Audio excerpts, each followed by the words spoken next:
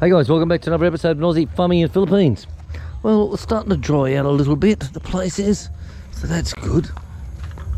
Oh, well, Sunday, a new day, a new week. It's going to be good.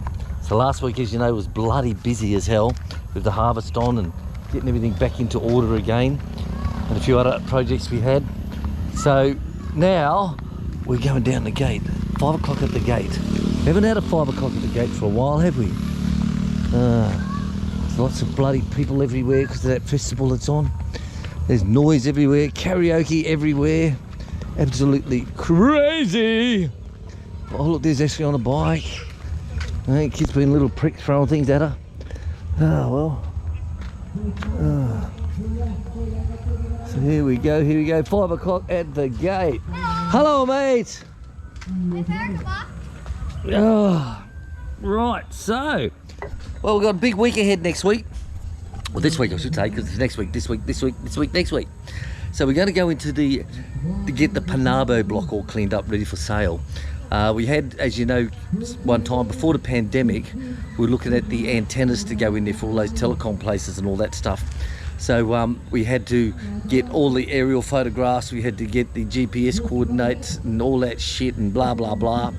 So we did all that, and the pandemic come through and they ended up doing some other blocks or some fucking thing. Bye-bye, mate. See you.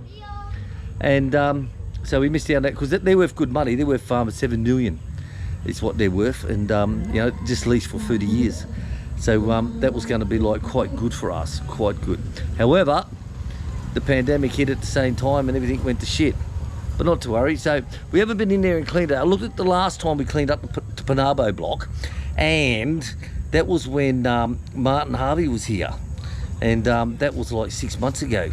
And it's like fucking growing up. There's big banana trees everywhere. So I said to Chick, right, we'll go in on Monday and we'll give it a complete clean out, re-fence it all down, because we've got people interested in having a look at it. And it's a shame that it's in overgrown at the state it's in at the moment. The fence has fallen down on that side road again. Yes, Martin, they're the ones that you and I bashed the shit out of that rock hard ground, trying to put those stakes in the ground, trying to hold it up. So what I'm going to do is just pull out the whole fence, pull the whole fucking fence down, and I'll put cement posts in, rewire it, and I'll just go down each month and round up a double strength, you know, that stuff's good. Grows an extra penis out the sides of your nose or something like that. Pretty wicked shit, that roundup, I tell you. I think a lot of countries are now stopping the use.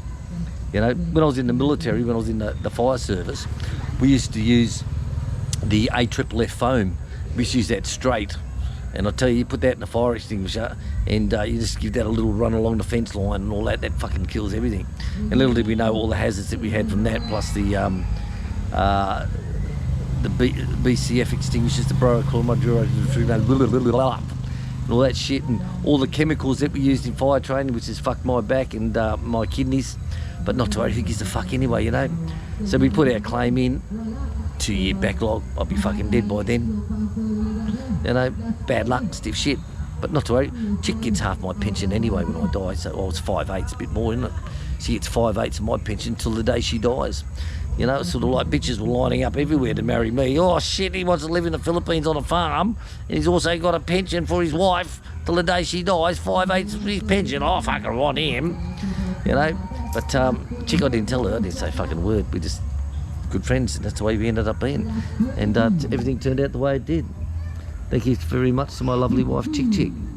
Thank you very much. So wherever you are in the world, I hope you've had a great week last week. I know we were absolutely knackered getting things done. And this week, like I said, it's the Panabo block is to be done. We've also got to go into immigration. We're going to pick up Noel and his wife, Bliss, take them in, meet up with Bob, the builder in town. I think Stu, who's doing the bag house build, he's wants to come in and join up with us. He'll come here that morning at 7:30, or he'll come the night before. So we're undecided at the moment. So it's going to be the 4 of us going in. Some have to have a renewal on your ACR, and stupid fucking place this is here. Bad man, William, is you have to reapply and get redo your ACR again.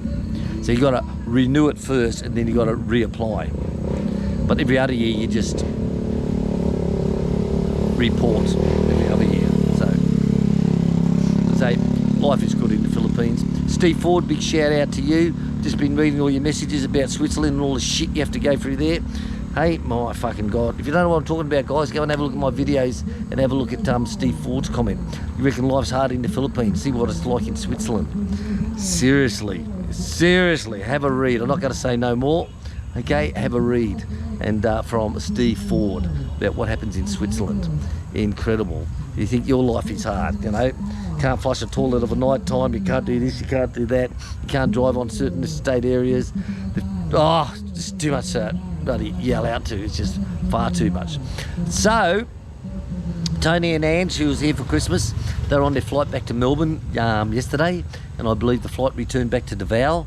From what Chick said this morning, whether it's taken off it again, I don't know. So they're supposed to have been back in Davao Saturday, left on Saturday to go back to Davao, from Davao to Melbourne, Davao to Melbourne, and apparently they're in troubles with the plane. They had to turn around and come back again. So I don't know if you made it yet, Tony and Angie. I hope you have, and the kids. I hope you have, but if not, welcome in the Philippines. Life's more fun in the Philippines. Fuck my dog. Right, so that's it, guys. It's a lovely afternoon. I said there's so much noise down on the basketball court. I'm not going down there. You know, it's sort of like, stay away. With too many things happening. That's all I'll say. Keep it politically correct. So big shout out to Stacey too. Sorry, Stacey, I can't play with you next week. This week that's coming up, I've got too much work to do, mate. I can't play with you, so you'll have to wait for another week before I can get back and play with you, mate. That's Stacey. You know who I'm talking about. Hey, Stacey, mate. Love you, big fella. All right, guys, I'm going to say TTFN, ta-ta for now. Big shout out to everyone. Oh, and Len, thank you very much for your comments about making all the goat cheese, and Posan, thank you very much as well. So, yes, more goat cheese to be made, and I'll tell you, it tastes bloody beautiful. One of our guys gave us Australian honey. It's wild Waratah honey or something like that. So a biscuit with that cheese on it that we made, the farmer's cheese, it's like a cotter type cheese, that with a little drizzle of the honey on it. What a beautiful dessert cheese that is. Oh, I tell you. No, I'm going like this, not like this. There's a difference between this and this. All right, guys, love you and leave you. Make sure you have a great week ahead. Okay, if you're still on the weekend, wherever you are in the world, have a great weekend, have a great Sunday, and we'll catch us all later on. Thanks for watching. Thanks for your support for everything on the Aussie farm in the Philippines. Thank you, guys. We'll catch you later.